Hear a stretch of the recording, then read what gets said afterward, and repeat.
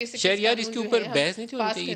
10 million voter ہیں جن کو آپ حق رائے دہی دینا چاہتے ہیں. آپ الیکٹرانک ووٹنگ مشین لانا چاہتے ہیں.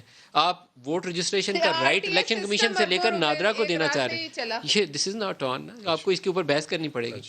آج اگر آپ نے پارلیمان کی تمام پروسیڈنگز آبزرو کی ہوں تو جب یہ اسٹینڈ آف تھا اور اندر تمام پولیٹیکل پارٹیز اور اسپیکر صاحب کے اندر میٹنگ ہو رہی تھی تو اس میں پھر جو ڈیسیجن ہوا تو اسپیکر نے آ کے چیئر سے کہا کہ جو اعتراضات ہیں اپوزیشن کو کہ جو آپ نے 21 بل جس دن پاس کیے ہیں اس پہ ایک ممبران کمیٹی بیٹھے گی.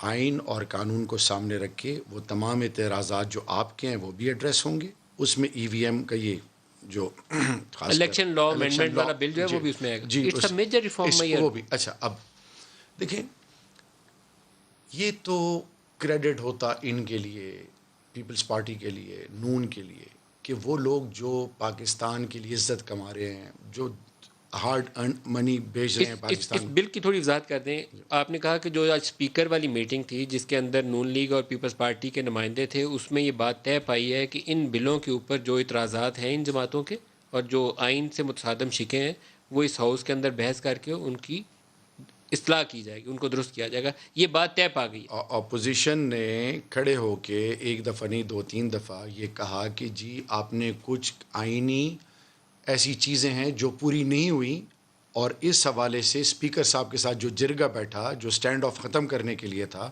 جب اسپیکر صاحب آئے چیئر پہ بیٹھے تو جب انہوں نے وہ نیا جو ایگریمنٹ ہوا تھا تمام پارٹیز کا اس میں یہ بھی کہا کہ جو 20 اور 21 جو ڈفرینٹ بلز پاس ہوئے ہیں اس دن کے حوالے سے تمام چیزوں کے بارے میں ایک کمیٹی بنے گی اور آئین اور قانون کے دائرے میں تمام چیزوں کو دیکھا جائے گا.